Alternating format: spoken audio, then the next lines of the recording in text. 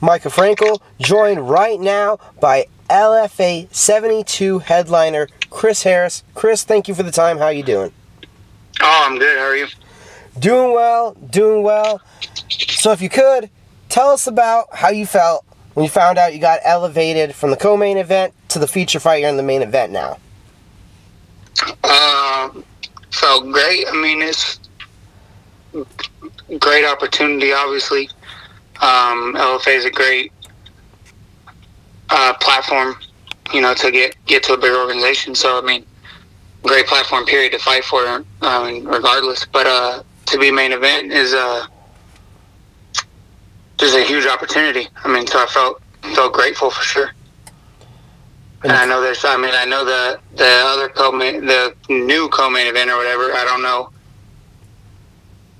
well, like, how that all played out, like how they decided who was going to be main event or whatnot. But I know that they're a very high-level fight, too. So, I mean, I'm just grateful, I guess is the way that I felt, Cool. And you're going to be taking on Daniel Madrid. It's a big fight coming up. A tough guy. You're going on the road. He's the Phoenix local. What do you think about that aspect of the fight? Going on the road and him having that supposed hometown advantage? Oh, I don't know. It doesn't bother me. It doesn't really. I don't think it changes much, of how I perform. At least I've performed well every time I've been on the road. I mean, I went to plenty of people's hometowns in Oklahoma and fought them. So I don't think it'll play too much of a factor. I mean, I usually don't focus on the crowd or too much or anything too much, anyways. I mean, obviously, when I'm fighting at home in Wichita, it's a different story. I mean, a different feeling because everybody's there, knows me. But as far as, like, being out of town, whether I'm in my opponent's hometown or whether we're both out of town, I really don't notice. I mean, I'm sure there'll be some boos when they announce me. I mean, it's to be expected. But other than that, I don't think it really plays too much of a factor. He'll obviously be more comfortable with his weight cut and everything like that because he can use everything that is close to him and that he's used to and comfortable with. But aside from that, the actual fight doesn't change. I mean, it's still a fist fight. Doesn't matter where it's at. He has the BJJ background. You're more notable for having the boxing background, the striking acumen, but we know you're well-rounded. Where do you think the difference in this fight plays out with you and Daniel? The wrestling. That's what I feel like it's going to come down to. I mean, everybody that's ever seen me fight knows my game plan. It's no secret. I'm going to walk forward and I'm going to punch you in the face. And that's about it. If you want to stand there and trade with me, then we're going to have fight of the night or one of us is going to sleep. But, I mean, with his background, I feel like it's inevitable that he's going to shoot eventually. So I think the turning point in the fight's going to be the wrestling. If I can out-wrestle him, and, I mean, if I end up on top, maybe some ground and pound. If I can just out-wrestle him and get to my feet, so be it. But if he can out-wrestle me and hold me down or submit me, then obviously that's the way the fight will go. But that's where I feel like it's where the most critical point of the fight is gonna be is the wrestling. I mean, and I don't.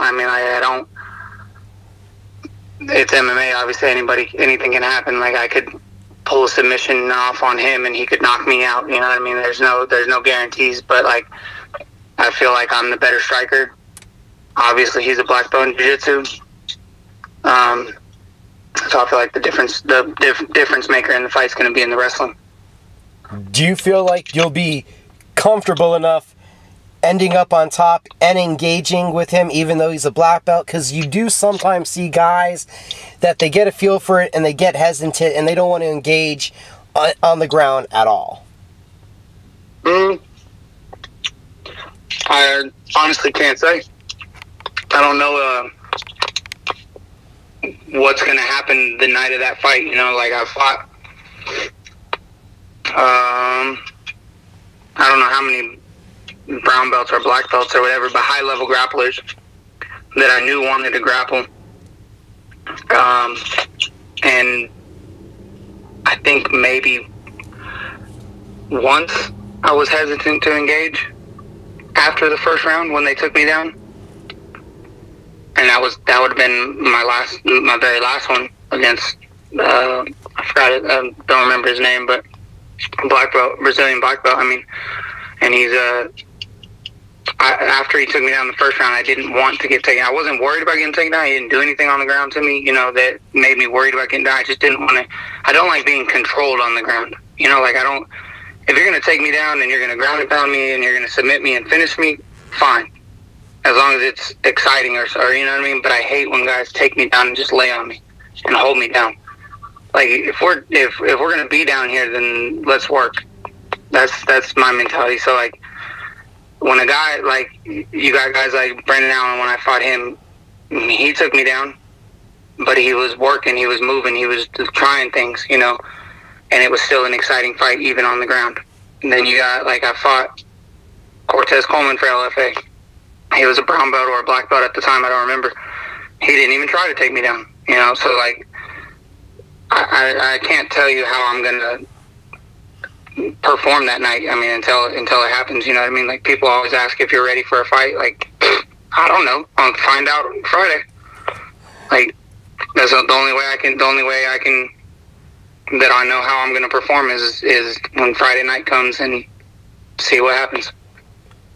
We'll talk about the mentality. You've mentioned that on the ground you like action. Obviously, as you said, you like to stand up, but what's led to that mentality or that style, that pressing, that you move forward? What's led to it, or is that just how you've always started fighting from when you started training? Yeah, that's how I've always been. I think it's a personality thing. I mean, like, I watched a interview with Faraz Zahabi, George St. Pierre's coach, and he talks about it, like, how fighters have to fight not only like based on their skill set or their body type, but also on their personality, you know. And I think that's always just been my personality. Like, win or lose in the fight, I mean, that's any given night, you know what I mean? Like, in MMA, like, everybody that I've lost to, the 3 guys I've lost to, like, if it was a different night or one thing went different, it could have been a whole nother story, you know. And same thing with the guys that I've beat. Like, MMA is there's such a wide variety of things that can happen. Like, anything can happen on any given night. So I can't really, like, focus too much on that stuff. But it's like your personality, the way that I fight is what's consistent, you know. And I think that's based on my personality, not anything that. And the gym that I come from is like more fuel to that fire, because that's how we all fight basically. But I really don't think like my personality will allow me to fight any different. You know, guys hit me. Like, my mentality in a fight is, when you hit me, I'm not gonna let you know that it hurts. Like, if it hurts, you're not gonna know. Or, you know, like, I break guys' will by not backing up. That's how I feel about the way that I fight. Like, I don't back up. I don't stop coming forward. Like, whether I'm winning or losing the fight doesn't matter. Like, I'm walking towards you. I'm the center of the cage is mine. If you want to come and get it, we can stand in the middle and bang. But most of the time, you watch most of my fights, most of the time the guys will have their back against the cage, running circles. Like, even guys that have beaten me, like, their back is against the cage, running the circles. Like, that's just my personality, my mentality. That's how I fight. I mean, it shows. And I think that's where it comes from, to answer the question. Sorry, kind of long-winded, but is because that's just my mentality and my personality. And I think that's where that comes from. Not anything that's like bred into me or coached into me. And on that same aspect of personality and drive, a lot of guys want to pad their record. They're concerned about the opponents.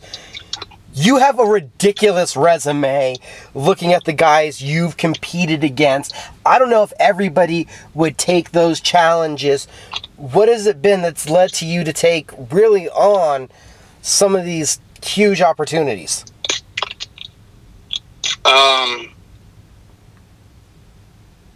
For one, like, now I'm getting too old to pad my record. I mean, I'm only 29. Like, I'm not old by any means, but like, it's a little too late to pad my record now. But just from the jump, like, it's always been about,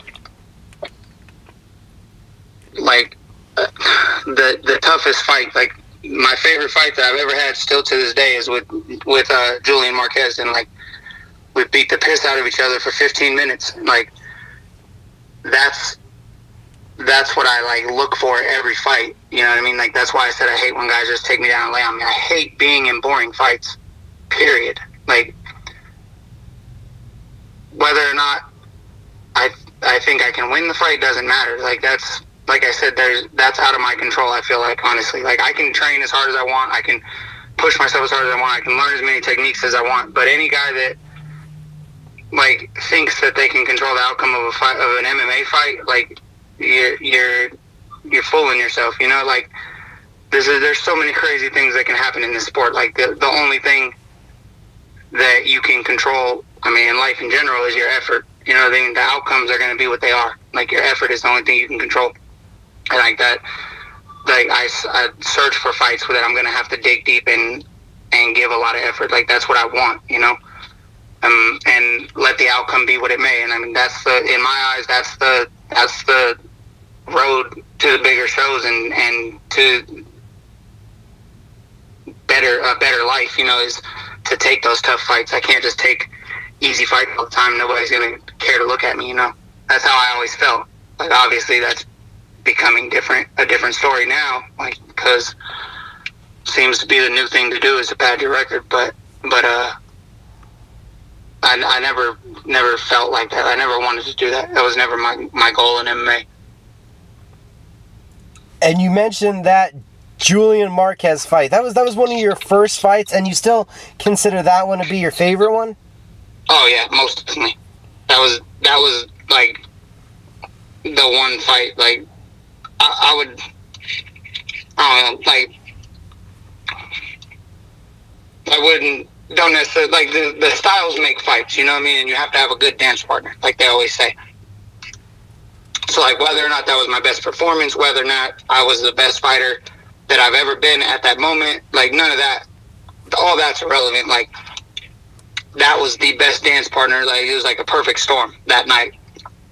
I mean, everything. Like, he didn't shy away from my striking and try to wrestle like most guys do. He didn't shy away from my pressure and try to run or go to wrestling like most guys do. Like, he bit down on his mouthpiece and threw bombs back at me and was just as aggressive as I am. And it made, like I said in the beginning of the interview, like, if you're going to stand there and trade shots with me, one of us is going to sleep or we're going to have fight of the night. Because I'm not going to back up till you put me to sleep. And if that's your mentality too, then you're going to end up either with a me and Julian fight or one of us is going to sleep.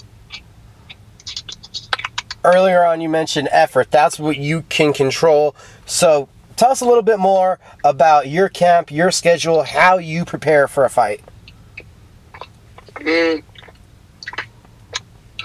not a huge difference from my day-to-day life and then quote-unquote preparing for a fight. Like, I've been training the same and consistently since I started this fight. I don't do fight camps. I don't do all this stuff, like, take time off and all that. Like, I show up and I work and that's it. Like, because I have a fight doesn't change the amount of effort I give. Doesn't change that stuff. Like, every day is pretty much the same for me. Like, it's what I enjoy to do. You know what I mean? The grind is what I love. Like, I don't have to have a fight to make me work hard or harder. You know, like, now I've gone and trained at like Glory and stuff like in the past for one of my fights.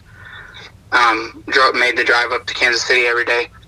But like, as far as like my day-to-day routine, like the only thing that changes drastically is my diet. But other than that, like, I might add a little bit more conditioning in when I'm getting ready for a fight. But like I do strength and conditioning all the time. Like, I'm a personal trainer at the gym. Like, I lift weights all the time. I train all the time. I'm doing this stuff all the time, so I'm never out of shape. So I never have to do a bunch of strength and conditioning to get in shape. You know what I mean? Like, but with that being said, like I said, I might add a little bit more strength and conditioning and clean up my diet. Like, that's the only thing that really changes. But as far as training goes, like, I train consistently all the time. Doesn't matter if I have a fight or not. And are you able to stay healthy consistently throughout all that time? Because that's one of the biggest thing, wear and tear. It doesn't seem like with fighters that fighting gets you injured. It seems like training, just injuries pop up throughout training more than the actual fight itself. Well, I think it's the reason that is because dudes take a bunch of time off. So like the saying goes, like, it's easier to stay in shape than to get in shape, right? Yeah. Like, if I'm always in shape, not to say that I don't have to work hard, like, I still work hard, but it's easier to keep yourself in shape than it is to get yourself into shape. So you have to work twice as hard just to get back to where you were for your last fight. That's the way my mentality is, like, the way that I view it, right? These guys get in really good shape, get on point for a fight. They got 8 weeks, 6 weeks, however long for a camp. They're training real hard every day, consistently, doing strength and conditioning all the time, doing their cardio, eating good. They get in super good shape, right? Have their fight, and they don't show up to the gym for a couple weeks or whatever. Or they don't even go work out for a couple weeks or whatever. They get fat and out of shape, right?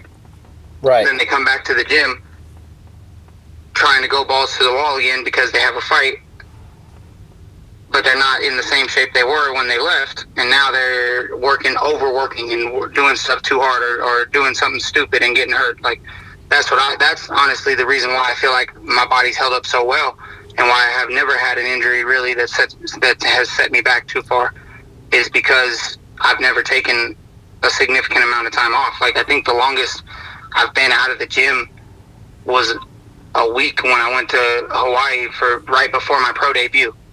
And I was in Hawaii, but I was still working out every day. Like, I didn't stop working out and just sit on vacation and eat. Like, I had a fight the day after I came back from Hawaii. So I was still lifting and doing some cardio in the room at the hotel, the workout room in the hotel.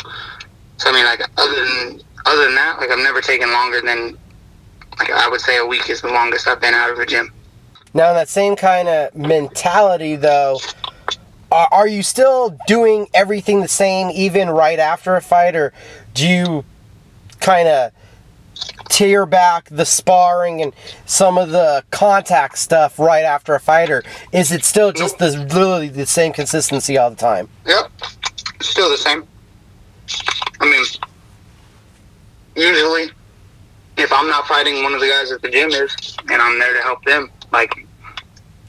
Like for example, right after this fight, for me, on Friday, either the week after, either the Saturday after, or 2 weeks after, we got a big show here in our hometown that a bunch of the guys from the gym are fighting on. So I'm going to have to help them get ready for it when I come back from, you know what I mean? Granted, I'm not injured too bad or nothing, but if I'm bruised up, got a couple of dings on my shins or something like that, I'll still be in the gym to help them get ready. I mean, but I couldn't get ready for a fight by myself.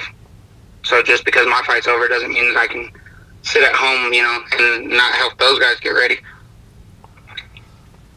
It's interesting to hear each fighter talk about that, because I know several different mentalities. I know guys that'll do the same as you, staying consistently. I know guys that'll go back to the gym and kind of be a coach on the sidelines a little bit and be like, I'm just not trying to get punched in the head for a week or two, depending on what kind of fight they've had, how, crazy it is, or other dudes that, like you said, they just, hey, I had a fight, man, I put it on, they'll go on vacation. So this is really interesting to hear, like, each different kind of guy's take and mentality on that process. So talking about, you do it every day, so what is like your daily schedule? How many hours a day are you physically considering that you are exercising, working out, training?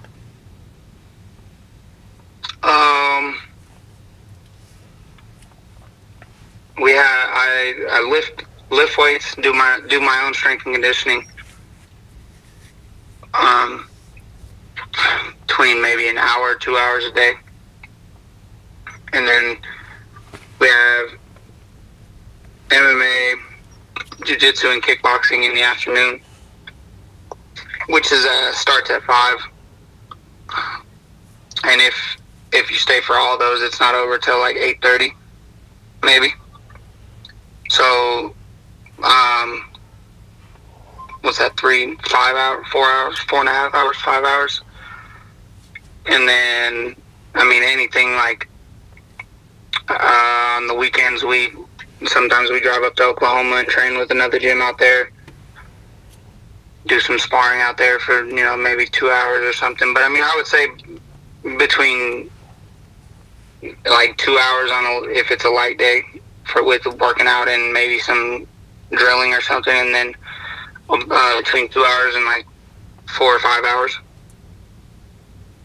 And with having maintained for so long, it sounds like, this consistent schedule, how pivotal has it been in your success? I feel like it has, it's everything to do with my success. If I wasn't in the gym training all the time, I wouldn't be as good of a fighter as I am. I don't. That's the work that you put in shows on fight night. You know what I mean? Like the consistency, the grind comes out. Like they say, like this is one of the only sports where you can't hide or BS the work that you put in. You either did it or you didn't, and it's gonna show on fight night. Fight night's coming up. You said you don't know. Can't read into that crystal ball. We don't know what's going to happen until it happens, obviously. But again, what do you kind of think of the matchup? Just not how do you think it's going to play out, but how excited are you for it with the caliber fight of the Daniel? Well, I know how it's going to play out. I'm gonna punch him in the face. He's gonna try to punch me a couple times until I hit him, or until he's tired of my pressure. Then he's gonna try to take me down, and then one of two things is either gonna happen. He's gonna either take me down, then we play out the fight from there, or he's not gonna be able to take me down, and then we play out the fight from there. But I'm excited about it. It's gonna be. It's gonna test my wrestling for sure. I don't feel like he's gonna stand there and trade shots with me, but I don't feel like I've never said that very many people were before my fight. I'm not very confident that too many people want to do that, but I'm excited for it. It's a huge opportunity now, especially now that we're main event. He's a good prospect. He's a high-level grappler, apparently. We'll see what happens. LFA 72 main event. This sounds like it's going to be a lot of fun. It was great getting to talk to you, Chris. It really was. Yep, thank you. Thanks for having me. Could you tell everybody real quick how they can keep up with and follow you on social media? It's Chris Harris MMA on everything. On Twitter, Instagram, Facebook. And I believe that's all my social media stuff. I'm not too huge on it. My manager gets on me all the time about it, but I think that's all my social media stuff. And did you have people that you needed to thank and shout out to? Just everybody that has supported me and helped me. And all my training partners and everything that have stepped up and helped me get ready for this fight and every other fight I've had. Again, one more time, everybody tune in, watch it, LFA 72, Phoenix, Arizona, if you could be there live, or Access TV to watch nationwide.